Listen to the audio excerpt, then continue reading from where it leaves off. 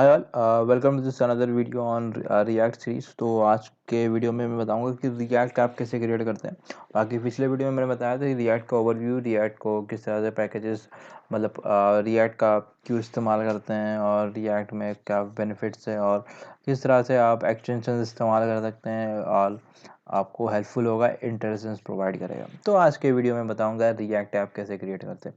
तो react app create करने के दो तरीके होते हैं। एक तो होता है कि आप सैम्पल टेम्पलेट इस्तेमाल करें जो आपको ASP.NET कोड विथ में रिएक्ट मिल जाएगा।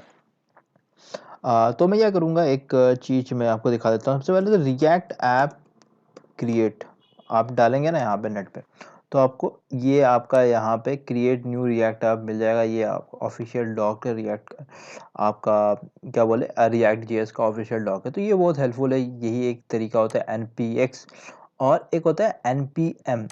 इसके बारे में बात करेंगे। तो पहला मेथड जो मैं आपको दिखाने वाला हूँ वो मैं दिखाता हूँ आपको। तो मैं ये मेरा विजुअल स्टूडियो है, मैं यहाँ पे क्रिएट न्यू प्रोजेक्ट करूँगा। If I create new project, थोड़ा सा टेम्पलेट्स लोड हो रहा है, आपका नेट होना चाहिए मेरे ख्याल से। रिएक्ट में सर्च करूँगा तो मेरे को एक ऑप्शन दिखा रहा है, ये देखिए, stand alone type script react template, ये भी इस्तेमाल कर सकते हैं। और type script react project template which is bootstrapped bye running your global type script, ये इस्तेमाल कर सकते हैं। जावास्क्रिप्ट रिएक्ट टेम्पलेट, जावास्क्रिप्ट वाला भी इस्तेमाल कर सकते हैं आप, या फिर टाइप स्क्रिप्ट वाला। हम लोग जो सीखेंगे वो जावास्क्रिप्ट वाला सीखेंगे। और एक ASP.NET core with react JS का भी ऑप्शन है, आप चाहे तो ये भी इस्तेमाल कर सकते हैं। पर इस केस में क्या होगा ना, आपका ASP.NEट कोर में ही बैकएंड होना चाहिए आपको। बाकी आप ये भी इस्तेमाल कर सकते हैं। 1 मिनट के लिए ये मैं आपको इस्तेमाल करके दिखा देता हूँ। मैं नेक्स्ट पे क्रिएट करूँगा, let's create a react app, new react app, knew my react app करते हैं, न्यू रिएक्ट। ठीक है, ये आपका हो गया। अब मैं नेक्स्ट पे क्रिएट करूँगा। ठीक है, add integration for MT ASP.NET web project, ये ज़रूरत नहीं है क्योंकि मेरे को ASP.NET वेब API का ही इस्तेमाल करना है। ये मैं श्योर नहीं हूँ, मैं लेटर ऑन आपको बताऊँगा किस तरह से क्या। ये ऑलरेडी ये मेरे आपके सिस्टम में NPM होना चाहिए। ये खुद देखिए NPM इंस्टॉल कर रहा है, कुछ ऐसे कर रहा है, creating a new react app. ये आपका यहाँ पे न्यू रिएक्ट ऐप क्रिएट करता है। ठीक है, तो आपका अगर विजुअल स्टूडियो 2022 है तो आपके लिए बहुत हेल्पफुल रहेगा। आप टेक्स्ट एडिटर कौन सा इस्तेमाल कर सकते हैं? आप चाहें तो विजुअल स्टूडियो 2022 इस्तेमाल कर सकते हैं जो मेरे पास है। आप चाहें तो VS कोड भी इस्तेमाल कर सकते हैं। आप चाहें तो सबलाइम टेक्स्ट एडिटर भी इस्तेमाल कर सकते हैं। ठीक है, ये मेरा थोड़ा सा टाइम ले रहा है क्योंकि ये अंडरलाइन ये रिएक्ट JS के कुछ पैकेजेस इंस्टॉल करेगा। इस पैकेज इंस्टॉल करेगा। अंडरलाइन यही काम ये कर रहा है। देखिए NPX क्रिएट रिएक्ट ऐप है, यही चीज़ें ये विजुअल स्टूडियो की हेल्प से ये खुद रन कर के दे रहा है। तो आप ये UI से अगर आपको क्रिएट करना है ये वाला मेथड, तो आप ये भी क्रिएट कर सकते हैं। ठीक है, बाकी ये इसके बारे में बता देता हूँ। NPX क्या होता है? NPX क्या करता है ना, आपके सिस्टम में डाउनलोड नहीं करेगा रिएक्ट ऐप को। ठीक है, वो आपका डाउनलोड नहीं करेगा, वो फर्स्ट टाइम आपका सिर्फ आप रन कर रहे हैं तो वो थोड़ा सा नेट से लेके वो आपका यूज़ कर सकते हैं वो रिएक्ट ऐप। तो आपका रिएक्ट ऐप, रिएक्ट का जो पैकेज है वो इंस्टॉल होकर नहीं रहेगा आपके सिस्टम में, तो आपके SSD में जगह नहीं घेरेगा। अगर आप NPM कर रहे हैं तो NPM में क्या होगा ना, आपका डाउनलोड होगा और आपका एक जगह घेरेगा वो आपके SSD में। तो अभी इसने क्या किया, इस विजुअल स्टूडियो ने, I don't know visual studio ने क्या किया, उसने NPM रन किया या फिर NPX रन किया। अंडरलाइन ये क्या कर रहा है क्योंकि इसके यहाँ पे देखिए, आप यहाँ पे देख रहे हैं ना, ये आप यहाँ पे CMD का कमांड देखिए, NPM इंस्टॉल, ये इसने किया। ठीक है, तो NPM इंस्टॉल किया, ऑब्वियसली ये मेरे जगह घेरेगा मेरे सिस्टम पे। ठीक है, अगर आप चाहते हैं कि जगह ना घेरे तो आप CMD से डायरेक्टली ये तरीका से भी रन कर सकते हैं। ठीक, और आप यहाँ पे ये इंस्टॉल कर रहा है, इसे इंस्टॉल कर देख लेता हूँ, फिर देख लेंगे और ये installing the template using NPM। इसके बाद मैं इसको एक चीज़ और देख लेंगे कि ये रिएक्ट का कौन सा वर्जन इंस्टॉल कर रहा है। आई डोंट नो, हो सकता है रिएक्ट के कुछ पुराने चीज़ें भी इंस्टॉल कर सकता है। Removing the template using package, ये थोड़ा टाइम लेता है। ठीक है, फर्स्ट टाइम आप रन कर रहे हैं तो थोड़ा टाइम लेगा, डिपेंडिंग अपॉन आपका कौन सा मतलब क्या रैम है, क्या प्रोसेसर है, आपके लैपटॉप में कितनी नेट की स्पीड है। वो भी डिपेंड करता है। मैं जो अभी यहाँ पे नेट इस्तेमाल कर रहा हूँ वो थोड़ा सा कम वाला नेट इस्तेमाल कर रहा हूँ, 100 MBPS वाला। तो 100 MBPS में थोड़ा सा डायरेक्ट कम टाइम लेगा। ये थोड़ा लोड हो गया। ठीक है, मेरा ये रिएक्ट ऐप बन गया। ठीक है, आप यहाँ पे पैकेज डॉट जेसन में जाऊँगा मैं। अगर सब्सक्राइब करें हमारे चैनल को और दबा दें बेल बटन को and set it to all for full notifications. ठीक है, मैं पैकेज डॉट जेसन में जाके एक बार मैं चेक कर लेता हूँ कि मेरे को क्या क्या पैकेजेस इंस्टॉल है। ठीक है, रिएक्ट का वर्जन है 17.0.2। I think it's latest version ही है मेरे ख्याल से, कोई इशू नहीं है। बाकी कुछ पैकेजेस इंस्टॉल किए हैं। बाकी कुछ पैकेजेस इसने इंस्टॉल करके नहीं दिया, या आप ये चाहे तो ये सॉफ्टवेयर भी इस्तेमाल कर सकते हैं। बाकी एक और चीज़ मैं कुछ फोल्डर स्ट्रक्चर्स में दिखा सकता हूँ आपको। ये मेरा फोल्डर स्ट्रक्चर्स है, पब्लिक SRC ये फोल्डर है। ठीक है, बाकी आपको थोड़ा बहुत देखना नहीं है क्योंकि डरना नहीं है पैकेजेस के ये फोल्डर स्ट्रक्चर से, कि ज़्यादा कुछ है नहीं। ये पब्लिक वाले में आपको तो कुछ खिंचार करना ही नहीं है, क्योंकि इसमें कोई कोड लिखना नहीं होता है। सिर्फ index.html में एक कोड लिखना होता है। उसमें आप कोई भी पैकेजेस आप डालें, जैसे आपका CDN डालना है कोई भी, तो आप वो मेंशन करना होता है। जैसे अगर आपने ASP.NET कोड में देखा होगा, आपका एक लेआउट पेज होता था, उसमें मैं पैकेजेस का मतलब CDN लिंक डालता था। वही सेम index.html है यहाँ पे। उस तरह से हम लोग यहाँ पे आप डाल सकते हैं बूटस्ट्रैप की पैकेज और ये सब चीज़ें। ठीक है, और एक div id equal to root IDD है, रूट आपको पता है। इसके बाद क्या कर रहा है, बाकी कुछ आप ये कुछ इन्होंने वो डाल के रखा है, मतलब image kind of stuff, manifest file. ठीक है, बाकी इसमें कुछ ऐसा नहीं है। मैनिफेस्ट है और ये मैनिफेस्ट डॉट जेसन में कुछ मैनिफेस्ट ये डाल के रखा है यहाँ पे इन लोगों ने। बाकी आपको देखने की ज़रूरत नहीं है। आपको जो मेन कोड करना पड़ता है वो कहाँ पे करेंगे, वो आप SRC फोल्डर के अंदर सब कुछ होगा। यहाँ पे कंपोनेंट्स बनेगा, डिफरेंट कंपोनेंट्स क्रिएट करेंगे हम लोग, और हम लोग जानेंगे स्टेट्स क्या होता है, प्रॉप्स क्या होता है। ठीक है, अभी आपको नहीं पता प्रॉप्स और स्टेट, तो मैं जस्ट एन ओवरव्यू में दे देता हूँ आपको। प्रॉप्स क्या होता है, मतलब प्रॉप्स क्या होता है ना, जब भी आप कोई भी कंपोनेंट क्रिएट कर रहे हैं तो आप वहाँ पे प्रॉप्स पास करेंगे। Props in the sense, for example मेरा कोई फॉर्म है। ठीक है, मेरा कोई फॉर्म है, तो फॉर्म के अंदर डिटेल्स हम लोग भरते हैं। तो डिटेल्स क्या होगा, वो मेरा प्रॉप्स होगा। मैं प्रॉप्स सेंड करूँगा, वो मेरा डिटेल्स होगा। और स्टेट क्या होती है, स्टेट हमारा कोई भी कंपोनेंट है, जैसे कोई मतलब कोई मेरा होम पेज है, वहाँ पे हेडिंग्स है, तो उस हेडिंग वो एक स्टेट है, उसको मैं चेंज कर सकता हूँ। हेडिंग को मैं चेंज कर सकता हूँ, दैट्स कॉल्ड स्टेट। अगर आपको समझ में नहीं आ रहा, कोई इशू नहीं है, हम लोग डेमो देखेंगे आने वाले वीडियोस में, सब कुछ मैं एक्सप्लेन करूँगा ढंग से, तो आपको कोई इशू होने नहीं वाला। ठीक है, बाकी सारे app.css में CSS डालेंगे, ये फालतू के CSS डाल के रखे हुए हैं इन लोगों ने कुछ। ठीक है, की फ्रेम्स और ये सब चीज़ें, तो इन सबको इग्नोर करने का अभी के लिए। ठीक है, आप चाहें तो इस फाइल को डिलीट भी कर सकते हैं। और app.js है, इसको मत डिलीट करना, क्योंकि ये थोड़ा इंपॉर्टेंट है। इसमें देखिए इंपोर्ट लोगो इंपोर्ट किया है इन्होंने, ये फंक्शन है, ठीक है, बना के रखा। और ये ऐप यहाँ पे रिएक्ट में दो तरह के कंपोनेंट्स होते हैं, function component, class based component. अभी जो आ रहा है ना लेटेस्ट, वो फंक्शन कंपोनेंट्स आ रहे हैं, पर इसका मतलब ये नहीं कि आपको क्लास कंपोनेंट्स पढ़ने नहीं है, क्योंकि कुछ ऐसे सिनेरियोस हो सकते हैं कि क्लास कंपोनेंट्स वाले कोई ऐप है रिएक्ट ऐप, उसको आपको रिफैक्टर करना है, उसको आपको चेंज करना है। तो आपको अगर आपको क्लास कंपोनेंट्स आते ही नहीं है तो आप काम नहीं कर पाएंगे। तो उसके लिए हम लोग क्लास भी सीखेंगे, फंक्शन भी सीखेंगे, पर मैं प्रेफर करूंगा कि आप जब बना रहे हैं ऐप को, आप फंक्शन बेस्ड कंपोनेंट्स में बनाएं। ठीक है, रिएक्ट भी फंक्शन बेस्ड कंपोनेंट्स ही बना रही है। ठीक है, app.js में क्या है, इसने यहाँ पे क्लास नेम डाल कर रखा है। तो अभी एक चीज़ बता दूँ, क्लास नेम क्या होता है। रिएक्ट में हम लोग क्लास नहीं लिखते, क्लास नेम लिखते हैं। ठीक है, एक चीज़ है।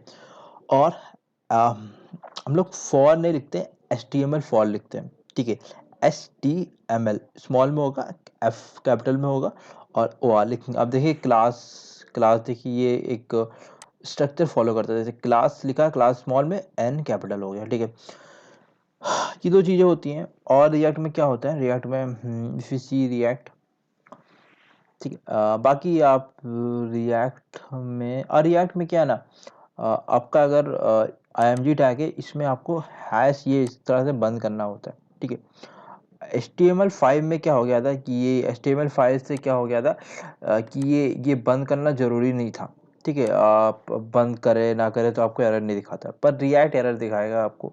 ये tags self tag closing tag को बंद करना पड़ेगा आप। अगर आप VS कोड या फिर विजुअल स्टूडियो इस्तेमाल कर रहे हैं इन दैट केस जब वो सेल्फ क्लोजिंग करके देता है, but if you are using Sublime Text editor जिस तरह का, उसमें आपका सेल्फ क्लोजिंग टैग नहीं होता है, ठीक है। तो आपको डालना पड़ता है, तो आप सबलाइम टेक्स्ट एडिटर भी इस्तेमाल कर सकते हैं, ऐसा कोई इशू नहीं है, ठीक है। बाकी दूसरे स्ट्रक्चर में जाते हैं, app.test.js। यहाँ पे कुछ रेंडर ऐप किया है इसने, और यहाँ पे calls link screen get by React को डाल के रखा है इन्होंने, ठीक है। इंपोर्ट, यहाँ पे इंपोर्ट भी किया है इन्होंने app.css के लिए, CSS के लिए।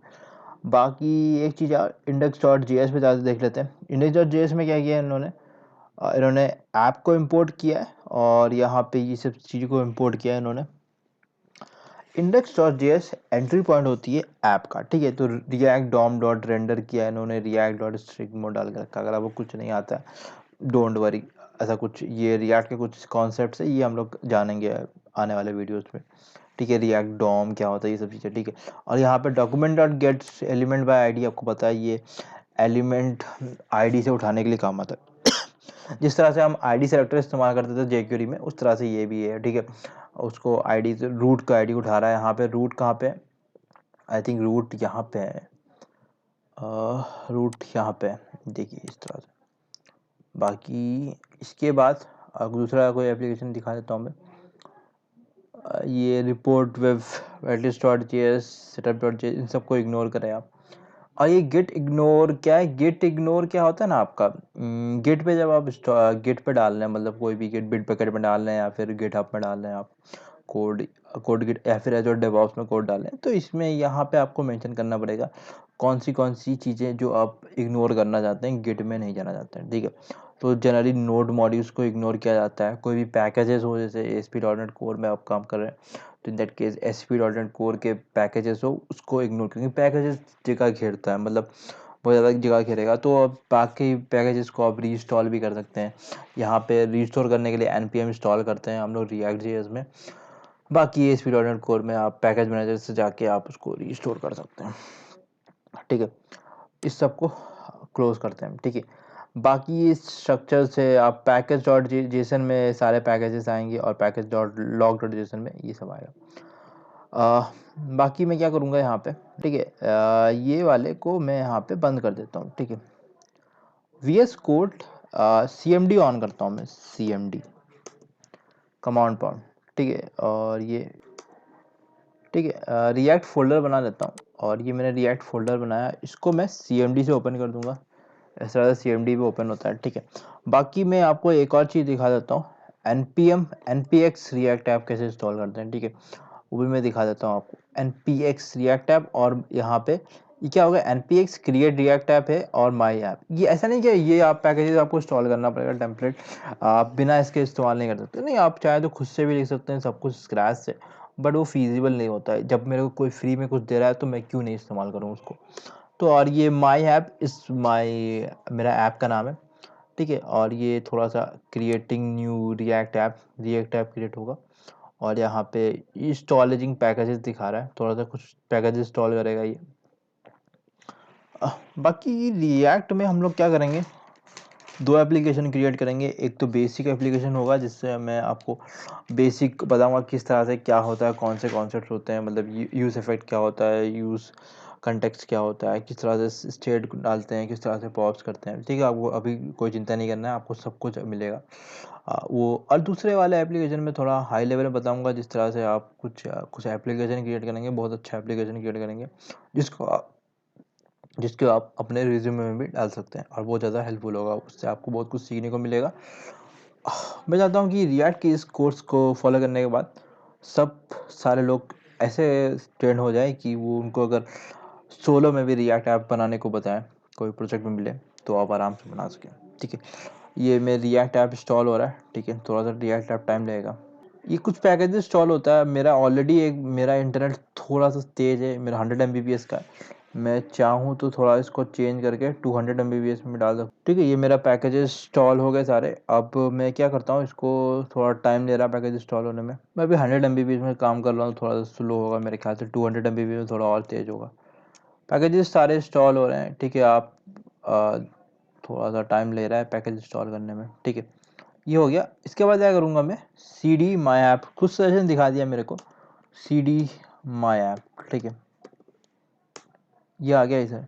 ठीक है, और मैं npm स्टार्ट होता है रन करने के लिए। ठीक है, अगर आप रेगुलर में काम करना तो NGS होता था। ठीक है, माइनस वो होते आता था। मैं npm स्टार्ट करूँगा, उसके पहले मैं क्या कर देता हूँ, मैं कोड स्पेस डॉट, क्योंकि मेरे पास कोड भी है, विजुअल स्टूडियो कोड इंस्टॉल है मेरे लैपटॉप में, तो मैं VS कोड भी इस्तेमाल कर सकता हूँ रन करने के लिए। ठीक है, मैं npm स्टार्ट भी कर देता हूँ, तब तक ऐप रन हो रहा है। ठीक है, और ये यस ट्रस्ट द ऑथर। ठीक है, public SRC get package dot JSON में देखता हूँ। देखिए पैकेज 17.0.2 सेम वही सारे पैकेजेस हैं। ठीक है, बाकी कोई इश्यू नहीं है। इसके अंदर में हम लोग बूटस्ट्रैप डालेंगे।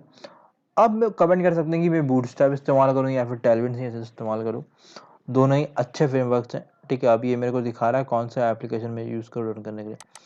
फॉर द टाइम बिंग मैं आवाज़ चूज़ कर ले रहा हूँ। ठीक है, आप चाहें तो कोई भी ब्राउज़र इस्तेमाल कर सकते हैं। आवाज़ प्रेफर करें क्रोमियम ब्राउज़र इस्तेमाल करें, तो मैं प्रेफर करता हूँ क्रोम ही इस्तेमाल करने का। आप चाहे तो आवाज़ भी इस्तेमाल कर सकते हैं। तो आवाज़ थोड़ा सा स्लो हो सकता है, कभी कभी उनका सर्वर डाउन हो जाता है, तो ठीक है, बाकी मैं प्रेफर करता हूँ क्रोम ही इस्तेमाल करने का। इस तरह से ऐप बन गया यहाँ पे।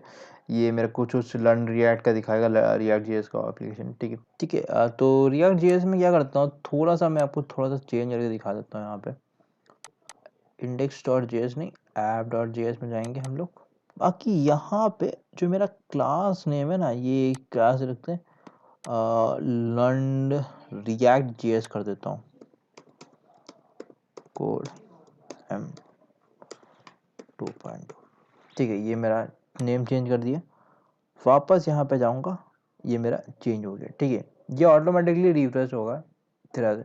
और VS कोड इस्तेमाल करने का एक और बेनिफिट है। VS कोड इस्तेमाल करने का क्या बेनिफिट है, VS कोड इस्तेमाल करूँगा तो मैं ऑटो सेव का ऑप्शन इनेबल कर सकता हूँ, और मेरे को सेव करने की भी ज़रूरत नहीं है। और मैंने एक्सटेंशन, इसी एक्सटेंशन के लिए मैंने कुछ एक्सटेंशन ऑलरेडी इंस्टॉल करके रखे हैं। क्या क्या इंस्टॉल किया है मैंने, एक तो ऑटो रीनेम टैग किया है, ये हेल्पफुल होता है। क्योंकि मैंने क्यों किया है, क्योंकि यहाँ पे आप कोई भी टैग चेंज कर रहे हैं तो ये ऑटो रीनेम हो जाएगा। P की जगह मैं H2 कर रहा हूँ तो ऑटो रीनेम हो जाएगा। ठीक है, आपका बाकी ये टैग ऑटो रीनेम वाला अगर आप सबलाइम इस्तेमाल करें, सबलाइम में ऑटो रीनेम ऑटोमेटिकली हो जाता है, तो आपको ज़रूरत नहीं है ये वाले की।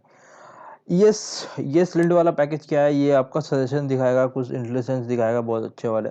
जैसे आप ASP.NET कोड इस्तेमाल कर रहे हैं तो उस कैड में विजुअल स्टूडियो में बहुत सारे सजेशन दिखाते हैं।